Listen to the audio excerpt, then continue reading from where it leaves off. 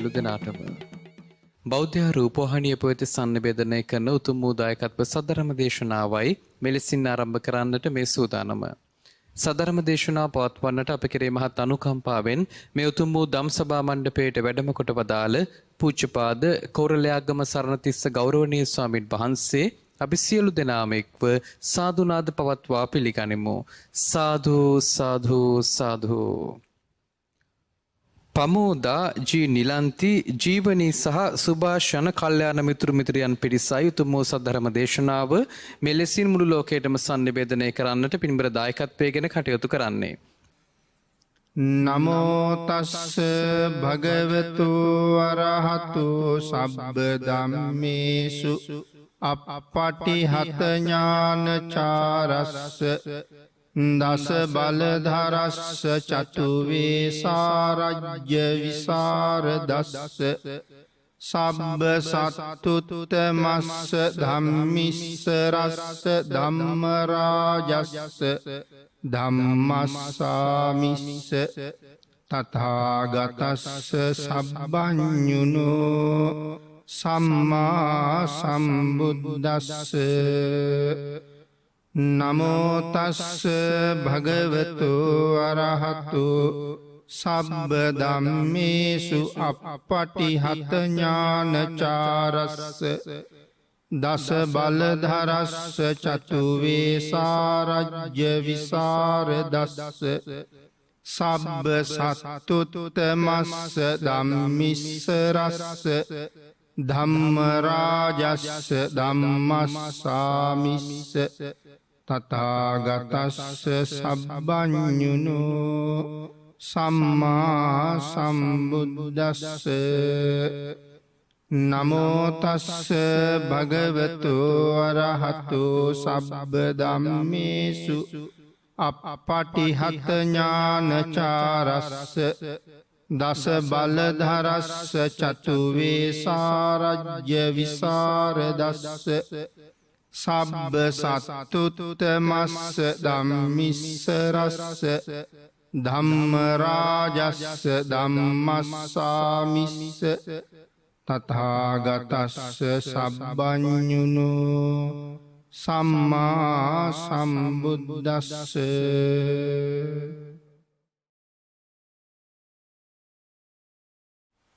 සද්ධර්ම ශ්‍රාවක කාරුණික ගුණගරුක බෞද්ධ පින්නතුනි, බොහෝම ශ්‍රද්ධාවෙන් යුක්තව මේ සියලු දෙනාම සූදානම් වෙන්නේ ලෞතුරා බුදුරජාණන් වහන්සේ විසින් ලෝක සත්වයන් පිළිබඳව අසීමිත දයාවකින් කරුණාවෙන් මෛත්‍රියෙන් යුක්තව අවබෝධ කරගෙන දේශනා කොට වදාළ පරම ගම්බීර වූ ශ්‍රී සද්ධර්ම රත්නයෙන් අබමල් රේණුවකටත් වඩා අඩු බොහෝම පුංචි කොටසක් දේශනා කරවගෙන ධර්ම ගෞරවය පෙරදැරි කරගෙන දේශනාගත ධර්මය ශ්‍රවණය කරන්නත් එසේ ධර්ම ශ්‍රවණය කිරීමෙන් ලැබෙන අවවාද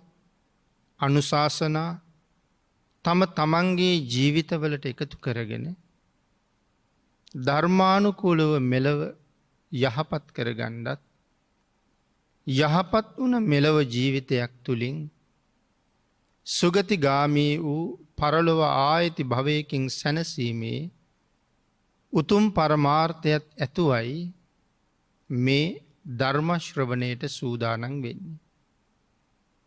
පින්නතුනි, මේ ධර්ම දේශනාවේ මාතෘකාව හැටියට අපි අදත් සාකච්ඡා කරන්නේ ධම්ම දායාද සූත්‍රයමයි. ශාස්ත්‍රූ දායාදය මොකක්ද කියන කාරණාව පැහැදිලි කෙරෙන මේ අති උතුම් සූත්‍ර දේශනාවේ 4 වෙනි දේශනාවයි මේ සිදු කරන්න සූදානම් වෙන්නේ. භාග්‍යතුන් වහන්සේගේ දායාදය කුමක්ද? 3 වෙනි ධර්ම දේශනාවෙන් කරුණු පැහැදිලි කරලා නතර කරපු තැන අපි සඳහන් කළා බුදුරජාණන් වහන්සේ දේශනා කළා ධම්ම දායාද ප්‍රතිපදාව මම මේ ලෝක සත්වයාට යහපත පිණිස දේශනා කරනවා කියලා. විශේෂයෙන් ධම්ම දායාද සූත්‍රයේ දේශනා කරන්නේ භික්‍ෂූන් වහන්සේලාට. නමුත් ඒ අපි සියලු දෙනාටම ඉතාම වටිනවා. බුදුරජාණන් වහන්සේ පැහැදිලි කළේ මේ දේශනාවෙන් අපි කලින් සාකච්ඡා කළා සිව්පසයට දායාද නොවෙන්න ධර්මයට දායාද වෙන්න. එහෙම දේශනා කරමින් සඳහන් කළා මේ ධම්ම දායාද ප්‍රතිපදාව ශික්ෂාකාමී කුලපුත්‍රයන්ටයි කියලා. කවුද මේ ශික්ෂාකාමී කුලපුත්‍රයෝ කියලා කියන්නේ? සඳහන් කළා මහණෙනි මේ කුලපුත්‍රයෝ කියලා කියන්නේ කවුද? ඒක වෙනම ධර්මයේ සඳහන් කරනවා. කුලපුත්‍රයෝ කියලා කියන්නේ ඊටාම උසස් වූ කුලයක උපන් අයට කියනවා ජාති කුලපුත්‍ර කියලා.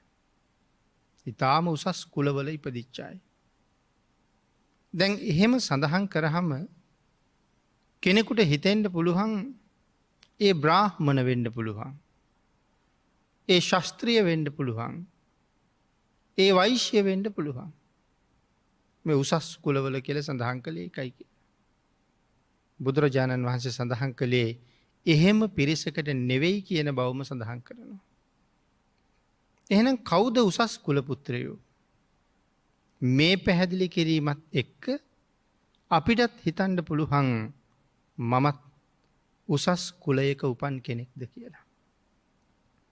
එනම් මෙතන පැහැදිලි කරනවා මේ සාමාන්‍ය ජනතාවට වඩා උසස් පැවතුම් ඇති අයටයි උසස් කුලපුත්‍රයෝ කියලා කිව්වේ.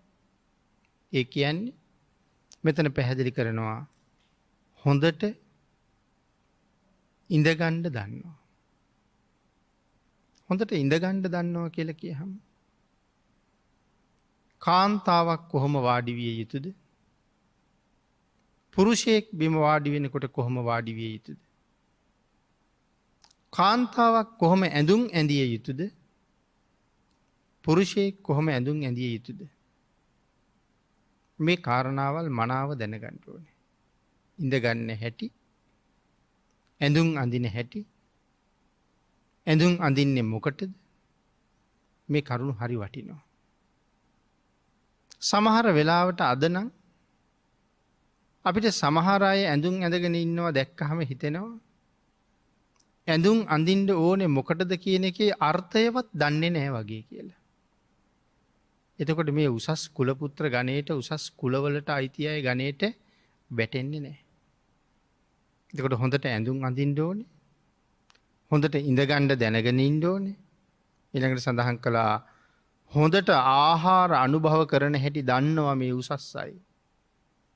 ඒ කොහොමද හොඳට ආහාර අනුභව කරන හැටි කියලා කියන්නේ? දැන් බුදුරජාණන් වහන්සේ භික්ෂූන් වහන්සේලාට නම් වෙනම දේශනා කළා. මේ ශාසනයට ආපු කිසිම කෙනෙක් කිසිම කාරණාවක් නිසා අවශේෂ ජනතාවගේ දෝෂාරෝපණයට ලක් නොවිය යුතුයි. තමන්ගේ හැම ඇවතුම් පැවතුමක්ම අන් අය පැහැදවීම සඳහාම විය යුතුයි. එතකොට තමයි ශාසනික පරමාර්ථය ඉදිරියට ගෙනියන්න පුළුවන් වෙන්නේ. එහෙම කෙනෙකුට තමයි බුදුරජාණන් වහන්සේගේ බලාපොරොත්තුව මුදුන්පත් කරන්න පුළුවන් වෙන්නේ. එහෙනම් මෙතන ආහාර හොඳට ආහාර ගන්න දන්නවා. භික්ෂූන් වහන්සේලාට කොහොමද දේශනා කළේ? මහණෙනි ආහාර අනුභව කරනකොට චපු චපු හඬ නගමින් ආහාර අනුභව කරන්න එපා. එතකොට අහගෙන ඉන්න අයට ඒ හඬ පිළිකුල් සහගතයි. ඒ අයගේ දෝෂ දර්ශනයට ලක් වෙනවා. ඒක ශ්‍රමණ සාරුප්‍යයට ගැලපෙන්නේ නැහැ. ඒක කාටත් ගැලපෙන්නේ නැහැ. නමුත් ශාසනය ඒක කොහොමත් අගය කරන්නේ නැහැ. ඊළඟට මේ සුරු සුරු හඬ නගමින් යමක් පානය කරන්න එපා. අපි සමහර වෙලාවට උණුසුම් දෙයක් වගේ පානය කරන වෙලාවට අපිට ඇහෙනවා කෙනෙක් නිකන් සුරුස් ගාලා හඬක් නගමින් පානය කරන අවස්ථාව. න සුරුසුරු කාරකං බුංජිස්සාමි. සුරුසුරු හඬ නගන්න එපා. ඊළඟට දානේ වළඳලා ඉවර වෙලා අත ලෙව කන්න එපා. ඒක හරි පිළිකුල්. පාත්‍රය ලෙව කන්න එපා. තොලකට ලෙව කන්න එපා. ඒක බලාගෙන ඉන්නකොට හරි අශෝභනයි. න හත්ත නිල්ලේහ කංකත්වා. න ඔට්ට නිල්ලේහ කංකත්වා. න පත්ත නිල්ලේහ කංකත්වා. මෙව ලෙව කන්න එපා. ඒ විදිහට දකින අයගේ පැහැදීම ඇතිවෙන විදිහට ආහාර වළඳන ක්‍රමයක් බුදුරජාණන් වහන්සේ මේ ශාසනයේ පෙන්නලා තියෙනවා. දුටුවන්ගේ පැහැදීම ඇති කරන්න ඕන. දානේ පාත්‍රයේ බෙදාගත්තහම පාත්‍රයට යොමාගත්ත නෙත ඇතුව ආහාර අනුභව කරන්න. වටපිට බලන්න එපා. කතා කරන්න එපා.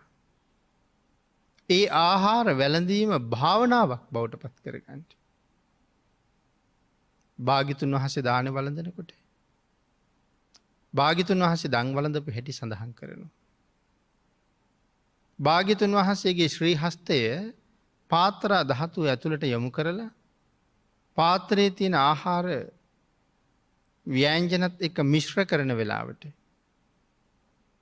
එහෙම නැත්නම් අපි කියන විදිහට අනන වෙලාවට ශ්‍රී මුඛය ඇතුලේ ආහාර කොටසක් නැහැ. ශ්‍රී මුඛය ඇතුලේ හපන්නේ නැහැ. අනන වෙලාවට මුඛය විවේකව තියෙනවා. හපන්නේ නැහැ. ඊළඟට ශ්‍රී හස්ත ධාතුවේ තියෙන ආහාර ටික ශ්‍රී මුඛයට තැම්පත් කරාම ඒ ආහාර හපන තුරු හපලා අවසන් කරලා ශරීරයේ තුලට ගමන් කරවන තුරු පාත්‍රයේ ඇතුලේ අත විවේකීව වැඩ තියෙනවා. මොකද මේ හපන අතරේ අනන්නේ නැහැ. එහෙනම් අනන වෙලාවේ හපන්නේ නැහැ. හපන වෙලාවේ අනන්නේ නැහැ. අනනකොට ඒක භාවනාවක්. හපනකොට ඒක භාවනාවක්. වටපිට බලන්නේ නැහැ.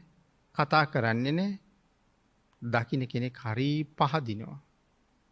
සිහියෙන් දන් වළඳන බව හැමෝම හොඳට දන්නවා.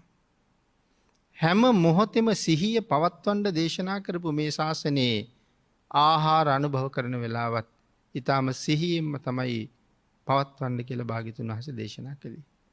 එතකොට මනාව ආහාර අනුභව කරනවා කියලා කියහම ඔය වාගේ කරුණු අන්තර්ගතයි. තවත් බොහෝ කරුණු ඔය පිළිබඳව සඳහන් කරන්න පුළුවන්. ඊළඟට සඳහන් කළා වැඩිහිටියන් ළඟ කටයුතු කරන හැටි දන්නවා. කවුද මේ උසස් කුල පුත්‍රයා? අම්මා තාත්තා ගාව හැසිරෙන්නේ කොහොමද? වැඩිමහලු සහෝදර සහෝදරියෝ ගාව හැසිරෙන්නේ කොහොමද? ආගන්තුක අය ගාව හැසිරෙන්නේ කොහොමද? මහා සංඝයා ළඟ හැසිරෙන්නේ කොහොමද? බුදුරජාණන් වහන්සේ ළඟ කටයුතු කරන්නේ කොහොමද? මේ කරුණ හොඳට දන්නවා. ගුරුවරයා ළඟ හැසිරෙන්නේ කොහොමද? නමුත් ඒක හරියට නොදන්න කෙනා කිසි සංවරයක් නැහැ. සංවරයක් නැති පුද්ගලයා සමහරලාට අම්මා අස්සෙනුත් දුවනවා. තාත්තගේ අස්සෙනුත් පනිනවා. සමහරට කරට උඩිනුත් පනිනවා. ගුරුවරයා ඉන්නවා, වැඩිහිටියෝ ඉන්නවා, සංඝ රත්නයේ ඉන්නවා. එහෙම සිහි කල්පනාවක් නැහැ. එතකොට බුදුරජාණන් වහන්සේ ළඟ හැසිරෙන්නේ කොහොමද? මේ ශ්‍රද්ධාව මනින තැන් ප්‍රඥාවන්තයෙක් දැක්කහම මේ අයගේ ශ්‍රද්ධාව කොහොමද කියලා බලනවා. දැන් අද බුදුරජාණන් වහන්සේ ළඟ හැසිරෙන්න භාග්‍යතුන් වහන්සේ නැහැ කියලා අපි හිතනවා. නමුත් පන්සල කියලා කියන්නේ බුදුරජාණන් වහන්සේ වැඩ ඉන්න තැන. සෑම පන්සලකම බුදුරජාණන් වහන්සේ වැඩ ඉන්නවා. එහෙනම් අද භාග්‍යතුන් වහන්සේ වෙනුවෙන් බෝධින් වහන්සේ වැඩ ඉන්නවා. චෛත්‍ය රාජානන් වැඩ ඉන්නවා. සධාතුක ධාතුන් වහන්සේ වැඩ ඉන්නවා. ඒ කියන්නේ බුදුරජාණන් වහන්සේ වැඩ ඉන්නවා. එහෙනම් එතන බුදුරජාණන් වහන්සේ ළඟ හැසිරෙන ක්‍රමයටම හැසිරෙන්න ඕනේ. මේ සූත්‍රයේම අපි මුලින් සඳහන් කළා බුදුරජාණන් වහන්සේ කෑකෝ ගහනවට සද්ද බද්ද කරනවට කැමති නෑ කියලා. එහෙමනම් පන්සලේ ගිහිල්ලා අපේ දරුවෝ කෑකෝ ගහනවට බුදුරජාණන් වහන්සේ කැමතිද? එහෙමනම් අපි බුදුරජාණන් වහන්සේ ළඟ හැසිරෙන හැටි දන්නේ නැති නිසා අපේ දරුවෝ හික්මවල නැහැ. උසස් කුලපුත්‍රයෝ බවට පත් කරවන්න අපි කටයුතු කරලා නැහැ. අන්න ඒක නිසා ඒ ගෙදර හිටියත් සෙල්ලම් කරනවා. බෝමලුවෙත් සෙල්ලම් කරනවා. සෑමලුවෙත් සෙල්ලම් කරනවා. කෑකෝ ගහනවා. උසස් කුලපුත්‍ර ගණයට අපි කවද්ද යන්නේ කියන කාරණාව ගැන සෑහෙන්න අපිට හිතන්න තියෙනවා. සමහර වෙලාවට මේ උසස් ප්‍රභූවරයෙක් අපි කියමු ජනාධිපතිතුමා පන්සලට ඇවිල්ලා නායක හාමුදුරුවොත් එක්ක කතා බහ කර කර ඉන්නවා. හැබැයි අපි කිසිදු දරුවෙකුට පන්සලේ කෑකෝ ගහන්න දෙන්නේ නැහැ. හැම ළමයෙක්ම අපේ ළඟ තියාගෙන ඉන්නේ. මොකද ප්‍රභූවරයෙක් ඇවිල්ලා. රටේ ප්‍රධාන පුරවැසියා අපේ පන්සලට ඇවිල්ලා. ඊට වඩා කොච්චර උසස්ද බුදුරජාණන් වහන්සේ. ඊට වඩා කොච්චර වන්දනීයද පූජනීයද බුදුරජාණන් වහන්සේ. අපි එදාට ගිහින් ළමයි ටික සංවර කරලා නැහැ. ඒ නිසා මෙතන සඳහන් කළා වැඩිහිටියන් ළඟ කටයුතු කරන හැටි දන්නවා. ගරු කටයුතු අය ඇසුරු කරන හැටි දන්නවා. මේ කාරණා දෙක මෙතෙන්ට අන්තර්ගතයි. වැසිකිලි කැසිකිලි භාවිතා කරන හැටි දන්නවා. වැසිකිලිය පාවිච්චි කරාම තවත් කෙනෙකුට කිසිම අප්‍රසන්න හැඟීමක් නැතුව ඒ වැසිකිලිය පාවිච්චි කරන්න පුළුවන් විදිහට වැසිකිලිය පිරිසිදු කරලා එනවා. වැසිකිලියත් එහෙමයි කැසිකිලියත් එහෙමයි. පාවිච්චි කරලා නැවත ආපහු හැරිලා බලලා පිරිසිදු වෙලාද කියලා හොයලා බලලා නැත්තම් නැවත පිරිසිදු කරලා තමන්ගේ අඩිපාරවල් වල තිබිච්ච කුණු තියෙන්න පුළුවන්. බැහැර කරපු අපද්‍රව්‍ය තැන තැන රැඳිලා තියෙන්න පුළුවන්. මම යනකොට එහෙම තිබුණොත් මට අප්‍රසන්න බවක් ඇති වෙනවා වගේම මම එහෙම බාගෙට සුද්ධ කරලා ගියොත් එන අන් අයටත් ඒ අප්‍රසන්න බව ඇති වෙනවා. අන්න එහෙම නැතුව වැසිකිළිය කැසිකිළිය හොඳට යම් කෙනෙක් පවිත්‍ර කරලා තියෙනවා නම් ඒ කාරණාවත් සඳහන් කරනවා මේ ආදී වශයෙන් බොහෝ කරුණු පැහැදිලි කරන්න පුළුවන්. මේ කවුරු ගැනද කියන්නේ? මේ තමයි කුල පුත්‍රයන්ගේ හැටි. උසස් ජාතියක ඉපදිච්ච අය. ජාති කුල පුත්‍ර. ඒ අය තමන්ගේ යුතුයකම මනාව දන්නවා. කුඩා කාලේ ඉඳලා මනාව උගන්වලා තියෙනවා. අද කුල පුත්‍රයෝ හොයන්න මං හිතන්නේ හරි අමාරුයි. මොකද වැසිකිළියකට ගියත් අපි විශේෂයෙන් දකිනවා පාවිච්චි කරලා පිරිසිදු කරලා යන්න කියලා දැන්වීමක් තියෙනවා. එතකොට මේ දැන්වීම තියෙන්නේ සත්තුන්ට නෙමෙයිනේ. හොඳට උසස් මනසක් තියෙනවා යයි කියපු මිනිස්සුන්ට. එහෙනම් මේ ශාසනය කතා කරන උසස් ජාති කුල පුත්‍රයෙක් බවට පත් වෙන්න අපි කොයි තරම් දේවල් ඉගෙන ගන්න ඕනේද? කොයි තරම් දේවල් දැනගන්න ඕනේද? කොයි තරම් හික්මෙන්න ඕනේද කියන කාරණාව පැහැදිලි කරනවා. මෙතන මේ උසස් ජාති කුල පුත්‍රයෝ කියලා කියන්නේ අන්න එවන් අයට. උසස් කුලවල ඉපදුනා කියලා කියන්නේ මෙන්න මේ ආචාර ධර්ම මනාව දන්න පවුල්වල ඉපදිච්ච අයට. නැතු අර බ්‍රාහ්මද ශාස්ත්‍රීයද ශුද්‍රද වෛශ්‍යද කියන කාරණාව නෙමෙයි. බ්‍රාහ්මණ නෙමෙයි, ශාස්ත්‍රීය නෙමෙයි, වෛශ්‍ය නෙමෙයි. මේ අයටයි මේ උසස් කුල පුත්‍ර කියලා තියෙන්නේ. එහෙනම් බුදුරජාණන් වහන්සේගේ ධර්ම දායාදේ කාටද? මෙන්න මේ උසස් කුල පුත්‍රයන්ටයි කියලා දේශනා කරලා තියෙනවා. පිළිවෙත් ඇති අයට මෙතන ජාති කුල පුත්‍ර කියලා කියනවා. මනාව පිළිවෙතට පිළිපන්න අය ජාති කුල පුත්‍ර නමින් හඳුන්වන බව නැවත සඳහන් කරනවා. පින්නතනි යම් කෙනෙක් මේ ශාසනයේ තියෙන උසස්ම ප්‍රතිපත්ති දැනගෙන ඒවා තමන්ගේ ජීවිතයට එකතු කරගෙන ඊට අනුව කටයුතු කරනවා නම් ඒ පුජ්‍යලයා මේ ලබාගත් මනුස්ස ජීවිතයට හොඳ සාධාරණයක් කරන කෙනෙක්. කාගෙන්වත් බැනුම් අහන්නේ නැති කෙනෙක්. කවුරුවත් පිළිකුල් සහගත මුහුණින් තමන් දිහා බලන්නේ නැති කෙනෙක්. අන්න එහෙම පිරිසක් තමයි මේ ශාසනය විශේෂයෙන් අගය කරලා තියෙන්නේ. ඊළඟට සඳහන් කරනවා යම් උසස් හැසිරීමක් ඇති කරගත්ත නම් ඔවුන්ට කියන්නේ ආචාර කුල පුත්‍ර කියලා.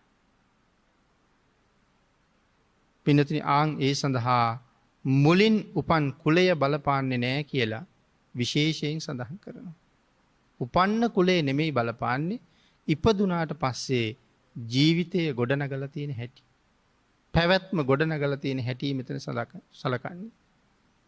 ඊළඟට මේ ශාසනයේ එවන් කුල පුත්‍රයන්ටයි තැනක් තියෙන්නේ කියලා සඳහන් කරනවා. මේ ශාසනයේ හොඳ පිළිගැනීමක් තියෙනවා නම් එවන් උසස් කුල පුත්‍රයන්ට විතරයි පිළිගැනීමක් තියෙන්නේ. අන්න ඒ නිසා අඩුම තරමේ ආචාර කුල පුත්‍රයෙක්වත් වෙන්න ඕන කියලා සඳහන් කරනවා. භික්ෂූන් වහන්සේ නමක් ගැන සඳහන් කළොත් භික්ෂූන් වහන්සේලාට තියෙනවා වෙනම වත් පිළිවෙත් කියලා කොටසක්. ඒ වත් පිළිවෙත් අතර ආචාර්යවත්, උපාධ්‍යවත්, දානශාලාවේවත්, වච්චකුටියේවත් මේ ආදි වශයෙන් විශේෂ වත් පිළිවෙත් ක්‍රමයක් තියෙනවා. මේ හැම වතක්ම අඩු නැතුව සම්පූර්ණ කරන්න වග බලා ගන්නවා නම් ඒ භික්ෂුවත් මේ ආචාර කුල පුත්‍ර, ජාති කුල පුත්‍ර ගණයට එනවා. යම් කෙනෙක් කොයි තරම් හොඳට සිල් රැක්කත් වැඩක් නෑ කියලාම විශේෂයෙන් සඳහන් කරනවා වත පිළිවෙත අත්හැරලා නම්. වත පිළිවෙත අත්හැරලා කොයිතරම් සිල් රැක්කත් මේ ශාසනයේ විශේෂ අධිගමයකට යන්න පුළුවන්කමක් නැති බවම සඳහන් කරනවා. ඒ නිසා සඳහන් කළා වත්තං න පරිපූර්ණති වත්තං න පරිපූර්ණති න සීලං පරිපූර්ණති. වත සම්පූර්ණ වෙච්ච නැති කිසි තැනක සිල් සම්පූර්ණයි කියලා හිතන්න එපා කියලා. සීලේ එක අංගයක් වත පිළිවෙත කියන එක. අන්න ඒ නිසා සඳහන් කළා මේ ශාසනයේ මේ ධම්ම දායාද ප්‍රතිපදාව ශික්ෂා පදයක් හැටියට බුදුරජාණන් වහන්සේ පනවන්නේ නැහැ කියලා. විනය පිටකයේ කිසිම තැනක ධම්ම දායාද ප්‍රතිපදාව ශික්ෂා පදයක් හැටියට පනවන්නේ නැහැ. නමුත් බුදුරජාණන් වහන්සේගේ වචනයට අනුව හික්මෙන්ඩ කැමති හැම භික්ෂුවක්ම මේ ප්‍රතිපදාව ඉතාම ඉහලින් ගරු කරනවා, ශික්ෂා පදයක් ගරු කරනවා වගේ. ඇයි ධම්ම දායාද ප්‍රතිපදාව ශික්ෂා පදයක් නොකළේ කියන කාරණාව අපි තුන්වෙනි දේශනාවෙන් සාකච්ඡා කළා. එයින්ද ශික්ෂා පදයක් හැටියට පනවලා නැහැ. නමුත් මනාව මේ ශාසනය දන්න භික්ෂුව ඒක ශික්ෂා පදයක් තරමටම ගරු කරනවා. සඳහන් කළා මේ බුද්ධ වචනය ඊටාම උසස් ශ්‍රද්ධාවක් තියෙන කෙනෙකුට නම් ආඥාවක්. බුදුරජාණන් වහන්සේගේ වචනය ශ්‍රද්ධාව තියෙනකොට කෙනෙකුට ආඥාවක්. හැම බුද්ධ වචනයක්ම ආඥාවක්. ආඥාවක් කියලා කියන්නේ මනාව තහවුරු කරලා තියෙන්නේ. අපි ඔකට අනක් කියලා කියන මේක රජ්ජුරුවන්ගේ අන. එහෙනම් රාජ ආඥාව කියන එක අනිවාර්යයෙන්ම පිළිපදින්න වෙනවා. එහෙනම් ශ්‍රද්ධාවන්තයාට බුදුරජාණන් වහන්සේගේ හැම වචනයක්ම ආඥාවක්. එකදු වචනයක්වත් උල්ලංඝනය කරන්න හිතන්නේ නැහැ. ශ්‍රද්ධාවන්තයා කියන කාරණාවයි මෙතන සඳහන් කරන්නේ. බුදුරජාණන් වහන්සේ මේ වචන දේශනා කරන්නේ පාරමිතා පුරණ අතරතුර නෙමෙයි පින්නතුනි. අපිට මේ සංසාරයෙන් එතර යන්න මෙන්න මෙහෙම කටයුතු කළ යුතුයි කියලා දේශනා කළේ පාරමිතා පුරණ කාලේ නෙමෙයි. යම් දෙයක් බාගෙට දැනගෙන නෙමෙයි. දැනුම සම්පූර්ණ කරන්නේ නැතුව නෙමෙයි මේ වචන දේශනා කළේ පාරමිතා පුරලා ඉවර කරලා. මේ ලෝකේ අවබෝධ කරගත යුතු තාක් යම් ධර්මතාවයක් තියෙනවද ඒ සියලුම ධර්මතාවයන් අවබෝධ කරලා ඉවර වෙලා තමයි අපිට දේශනා කළේ මෙන්න මෙහෙම හැසිරිය යුතුයි. මෙන්න මෙහෙම කටයුතු කළ යුතුයි. මෙන්න මෙහෙම හික්මිය යුතුයි කියලා දේශනා කළේ මේ ලෝකෙ සියල්ලම දැනගෙන. බාගෙට දැනගෙන එහෙම නෙමෙයි. කොච්චර කාලයක්ද මහා කල්ප අසංඛ්‍යයකුත් මහා කල්ප අසංඛ්‍ය 20කුත් තවත් මහා කල්ප ලක්ෂ 1ක් පාරමිතා සම්පූර්ණ කළා. මහා කල්ප අසංඛ්‍ය 20යි ලක්ෂ 1ක් තරම් අපිට හිතකින්වත් හිතන්න බැරි අති දීර්ඝ කාල පරාසයක් පුරාවට මේ ස්වභාව ධර්මයේ පිළිබඳව පුදුම අධ්‍යයනයක් කළා. මේ විශ්ව ධාතුව පිළිබඳව පුදුමාකාර ගවේෂණයක් කළා. පරීක්ෂණයක් කළා.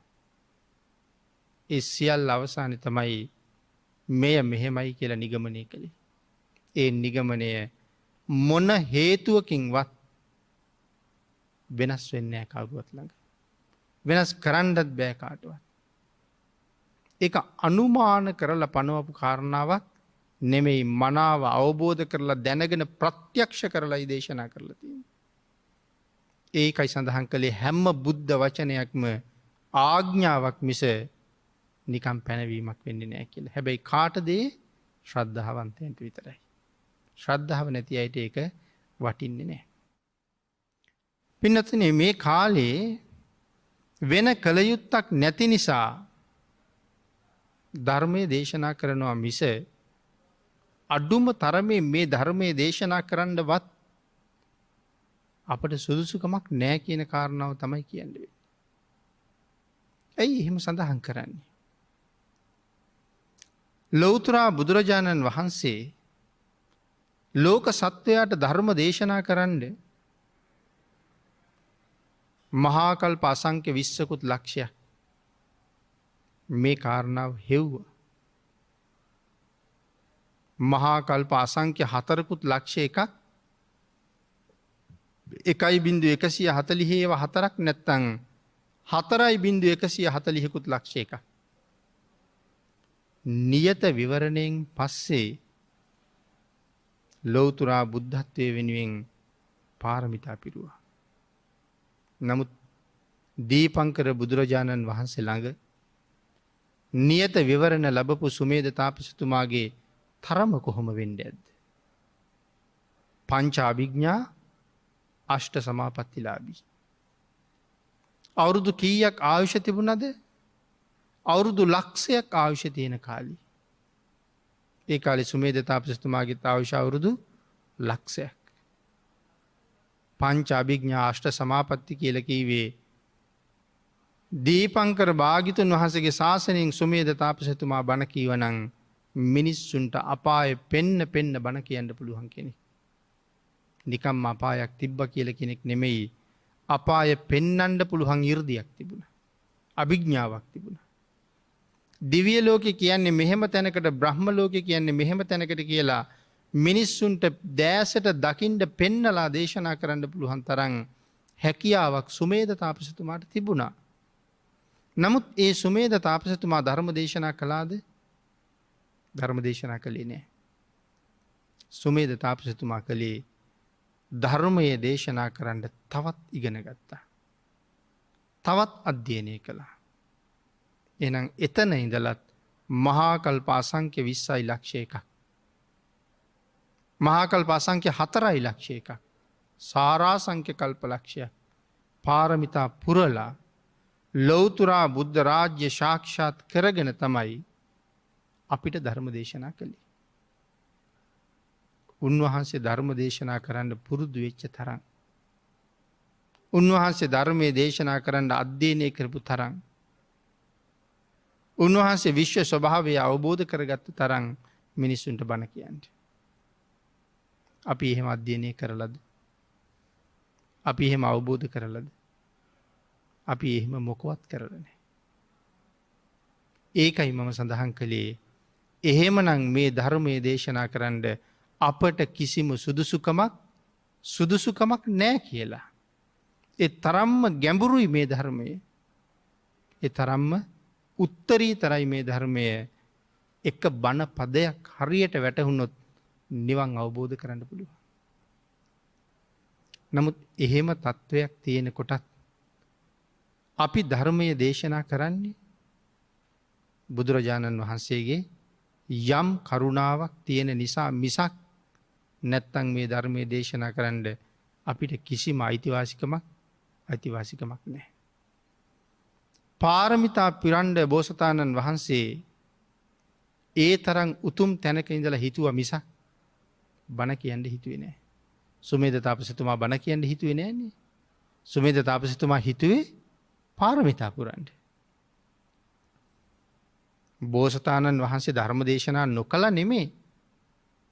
බෝසතන් වහන්සේ ධර්ම දේශනා කරපු තැන් ඕන තරම් ධර්මය පැහැදිලි කරනවා.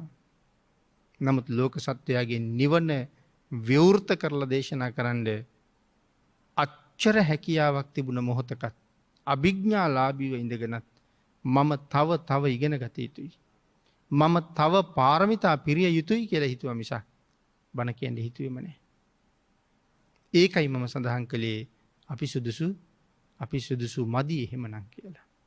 නමුත් පින්නතුනි බෝසතාණන් වහන්සේ ධර්ම දේශනා නොකලාම නෙමෙයි කියන කාරණාවත් සේපත් කළා. ධර්ම දේශනා කරපු තැන් තියෙනවා. අබුද්ධෝත්පාද කාලවල පවා ඕන තරම් බෝසතාණන් වහන්සේ ධර්ම දේශනා කරලා තියෙනවා. නමුත් ලෞතුරා බුදුවරු වැඩ ඉන්න කාලේ බෝසතාණන් වහන්සේ ධර්ම දේශනා කරන්න ගියපු බවක් ලොකුවට කොහෙවත් සඳහන් වෙලා නෑ.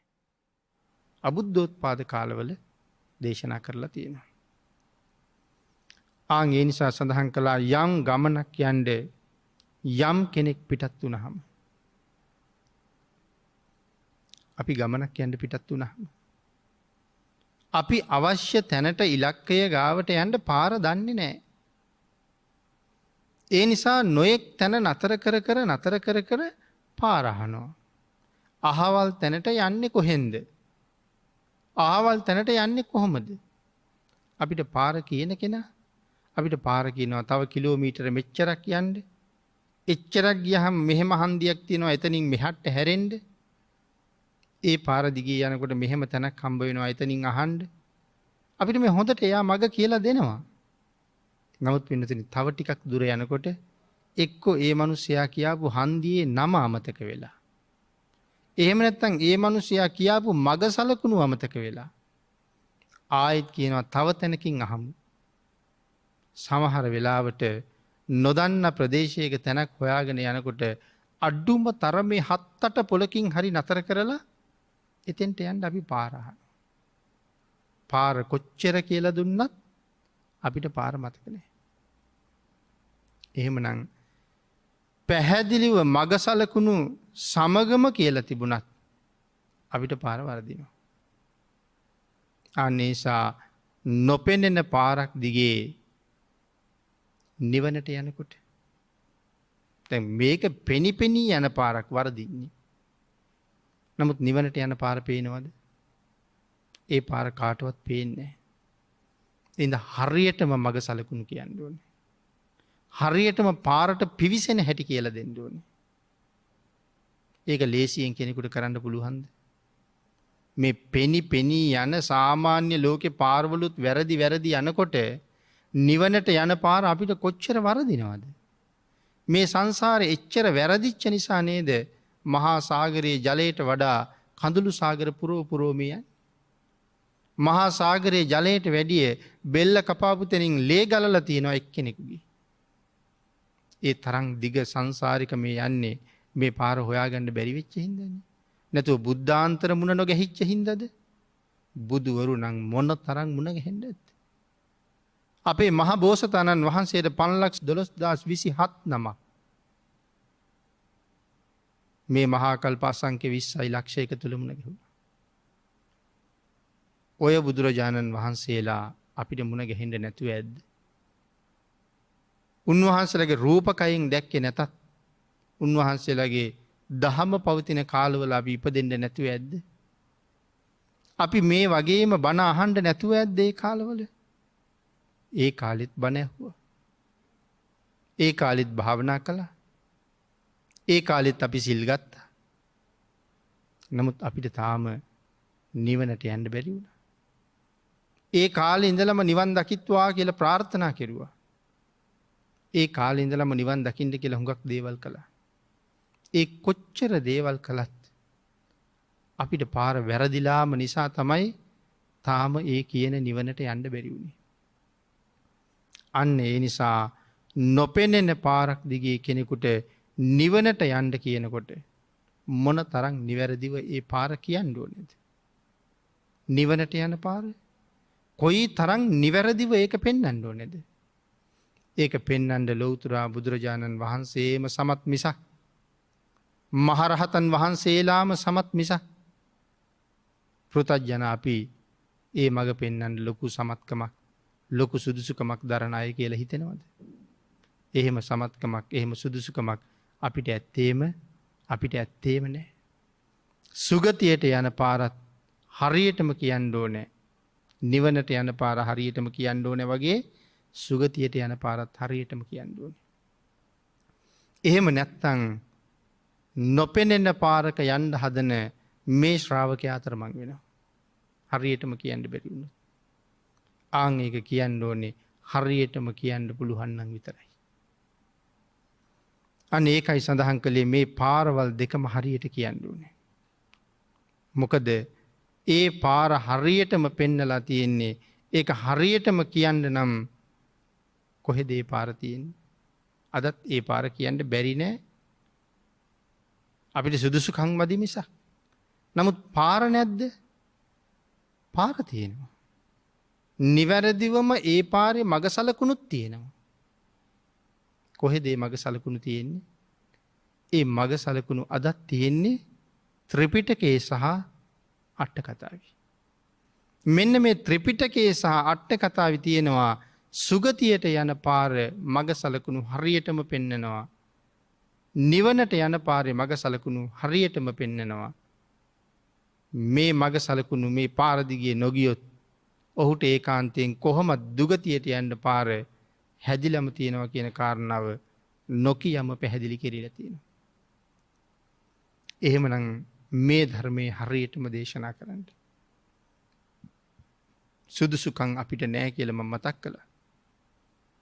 යම් ප්‍රමාණයක් හරි දේශනා කරන්න. මේ ත්‍රිපිටකයේ අට කතාවයි මනාව හසුරවන්න ඕනේ. මනාව දැනගන්න ඕනේ. මනාව ඉගෙනගෙන තියෙන්න ඕනේ. මනවින් ප්‍රගුණ කරලා තියෙන්න ඕනේ. එහෙම නැත්තම් පාර වරදිනවා අපි කවුරුවත් දන්නේ. ත්‍රිපිටකයේ කියවහම සූත්‍රයේ තියෙන කාරණාව අපිට පේන්නේ එක විදිහක්. නමුත් ඒ කාරණාව මනවින් අට කතාවේ පැහැදිලි කරලා තියෙන්නේ තව විදිහක්. අටුවාවේ කොටසයි සූත්‍රයේ කොටසයි දෙකම ගලපලා ගත්තහම තමයි මනාව පැහැදිලි වෙන්නේ මේ කරුණු කොහොමද දක්වලා තියෙන්නේ කියලා. මේ මග කොහොමද පෙන්නලා තියෙන්නේ කියලා. සූත්‍රයේ විතරක් කියවලත් හරියටම තේරුම් ගන්න මහ ප්‍රඥාවක් නැති කෙනෙකුට පහසු නැහැ. ඒ නිසා අටුවාවත් පරිහරණය කරන්න ඕනේ. අන්න ඒකයි සමහර අය ත්‍රිපිටකය පෙන්න දේශනා කරනවා. වර්තමානයේ අපි දන්නවා ඕන තරම් මිත්‍යා දෘෂ්ටි තියෙනවා. ඒගොල්ලෝ මේ ධර්මයට පටහැනි මග හරියට කියනවා. ඒක මිත්‍යා දෘෂ්ටි කිව්වේ. නමුත් අහිංසක ශ්‍රාවකයාට ත්‍රිපිටකය පෙරලලා සූත්‍රයේ පෙන්නලා කියනවා මෙන්න මේ සූත්‍රයේ මේ තැන මෙහෙමයි තියෙන්නේ. මෙතෙක් ඔය කියාගෙන ආපු විදිහ නෙමෙයි හරි මෙහෙමයි කියලා. ඉතින් අපිත් පිළිගන්නවා ඔව් ඇත්තටම පොතමනි කියලා දෙන්නේ කියලා. නමුත් පොතේ විතරක් බලලා ඒක හරියට තේරුම් ගන්න කොහොමද බෑ. ඒක කොහොම බැරිද කියන කාරණාව තේරුම් ගන්න පින්නතුනි සූත්‍රයක් දෙකක් ත්‍රිපිටකයයි අට කතාවයි අධ්‍යයනය කරලා බලන්න ඕනේ. මේ සූත්‍රයේ තියෙන පෙන්නපු කාරණාව හාත්පසින්ම අට කතාවේ විස්තර කරලා තියෙන හැටි. අන්න එතකොට තේරෙනවා සූත්‍රයේ විතරක් කියවුවනම් මටත් පාර වරදිනව නේද කියලා. ඒ හින්දා මේ සුගතියට යන මගත් නිවනට යන මගත් අදත් හරියටම නිවැරදිව පෙන්නලා තියෙනවා කොහෙද? ත්‍රිපිටකයේ සහ අට කතාවේ ඔය දෙකම මනාව දැනගත්ත කෙනෙකුට යම් ප්‍රමාණයක් මේ මග කියලා දෙන්න පුළුවන්කම තියෙනවා. පින්නතුනි බුදුරජාණන් වහන්සේ පෙන්නපු පාර හොඳට අහගෙන දැනගෙන බලාගෙනම යන්නට කියන්නුවන. මට හිතෙන පාරකීවට හරියනවාද එක කොහොමත් හරියන්නේ. බුදුරජාණන් වහන්සේ පෙන්නපු පාර තමයි මාත් විස්තර කරන්න ඕන. මට හිතෙන පාරකීව හම අනික් අයට නිවන් අවබෝධ කරන්න පුළුවන්නම් අපිට මෙච්චර කල් සංසාරය යන්න ඕනේ යන්න වුවමනාවක් නෑ. අන්න ඒ නිසා ධර්මය දැනගන්නකොට ධර්මය ඉගෙන ගන්නකොට ත්‍රිපිටකයටයි අට කතාවටයි දෙකටම ගරු කරමින් මේ දෙකම අධ්‍යයනය කරමින් දැන ඉගෙනගෙනමයි අවබෝධ කරන්න ඕන. දේශනාවක් කරනකොටත් මේ දෙකම මනාව අධ්‍යයනය කරමින් මයි ඒ දේශනාව කරන්න ඕනෙත්. මොකද මම සඳහන් කළා දේශනාවක් හරියටම කරන්න සුදුසුකම් නැති අපි බුදුරජාණන් වහන්සේගේ කරුණාව නිසා විතරයි මේ දේශනාව කරන්න වරම් ලබලා තියෙන්නේ. යම් ප්‍රමාණයක් හරි දැනගෙන පිටකයට අට කතාවට අනුව හරි පරිස්සමට ශ්‍රාවකයා මුලාවට පත් නොකොට ඒ ත්‍රිපිටකයේ අට කතාවේ තිබිච්ච මග ශ්‍රාවකයට කියලා දෙන්න ඕනේ. එහෙම වුණොත් අන්න ඒ දේශකයා කල්යාණ මිත්‍රයෙක් බවට පත් වෙනවා. පින්තුනි ධර්ම දේශනාවට තියෙන කාලය නිමා වෙලා තියෙන නිසා ධම්ම දායාද සූත්‍ර දේශනාව ඇසුරින් සිදු කරන 4 වෙනි ධර්ම දේශනාව අපි මේ විදිහට නිමා කරමු. ඊළඟ කාරණා ටික 5 වෙනි දේශනාවෙන් පැහැදිලි කිරීමේ බලාපොරොත්තු ඇතුව. අද මේ උතුම් ධර්ම දේශනාවේ දායකත්වයේ දරනු ලබන්නේ පමෝදා ජී නිලන්ති ජීවනී සහ ශුභාෂ් යන කල්යාණ මිතුරු මිතුරියන් විසින් උතුම් අරමුණු කීපයක් සිහිපත් කරනවා. මීට අවුරුදු 3කට කලින් පරලොව සැපත් පර්සි විජේතිලක මහත්මයා සහ ලලනී පීරිස් මහත්මිය සහ දායකත්වය දැක් වූ සියලු දෙනාගේම නමින් මියගිය පවුල්වල සියලු දෙනාටම පින් අනුමෝදන් කිරීමත් ඊට අමතරව දායකත්වයේ දරූ සියලු දෙනාගේම දුවා දරුවන්ගේ අධ්‍යාපන කටයුතු සාර්ථක කර ගැනීමට සහ සකල ලෝකවාසීන්ගේ නිරෝගී භාවයේ චිරජීවනයේ උදෙසා මේ කුසල් හේතු වේවා රත්නත්‍රේ ආශිර්වාදය ලැබේවා කියලා දායක පිරිස විසින් ප්‍රාර්ථනා කරනු ලබනවා. කල්යාණ මිතුරු මිතුරියන් පිරිස විසින් පින් අනුමෝදන් කළ සියලු දෙනාටම පින් අනුමෝදන් වේවා. ආශිර්වාද කළ සියලු දෙනාටම රත්නත්‍රේ ආශිර්වාදයෙන් නිදුක් නිරෝගී භාවයේ චිරජීවනයේ උදා වේවා. ඊ타ම ඉක්මන් භවයක ඊ타මත්ම කෙටි කාලයකින් සැප සහිත ප්‍රතිපදාවකින් උතුම් චතුරාර්ය සත්‍ය ධර්ම අවබෝධය ලබා ගැනීම සඳහාම මේ පුණ්‍ය ධර්මයන් හේතු වාසනා වේවා කියලා ප්‍රාර්ථනා කරමි. ආකාශට්ඨා ච බුම්මට්ඨා දේවා නාග මහිද්దికා පුඤ්ඤන්තං අනුමෝදිත්වා චිරං රක්ඛන්තු ලෝක ශාසනං දේවෝ වස්සතු කාලේන සස්්‍ය සම්පatti හෝතු ච පීතෝ භවතු ලෝකෝ ච රාජා භවතු ධම්මිකෝ. සාදු සාදු සාදු. ඒ උතුම් වූ සද්ධර්ම දේශනා පවත්වා වදාළ පූජ්‍යපාද කෝරළයාගම සරණතිස්ස ගෞරවනීය ස්වාමීන් වහන්සේට තවත් চিරාත් කාලයක් මෙවැනි වූ ශාසනික කටයුතු සිදු කරන්නට ශක්තිය ධෛර්යය නිදුක් නිරෝගී චිරජීවනයේම ලැබේවායි අපි සියලු දෙනාම එක්ව සාදුනාද පවත්වා ප්‍රාර්ථනා කරමු. සාදු සාදු සාදු. සදරම දේශනාවේ දායකත්වයේ දරූ පින්වත් පිරිසට ගෞරවනීය ස්වාමීන් වහන්සේට පරිස්කාර පූජා කරන්නට ආරාධනා කරමින් අපතුම් වූ මහා සංඝරත්නය මෙලෙසින් වන්දනා කරමු. සාදු සාදු සාදු.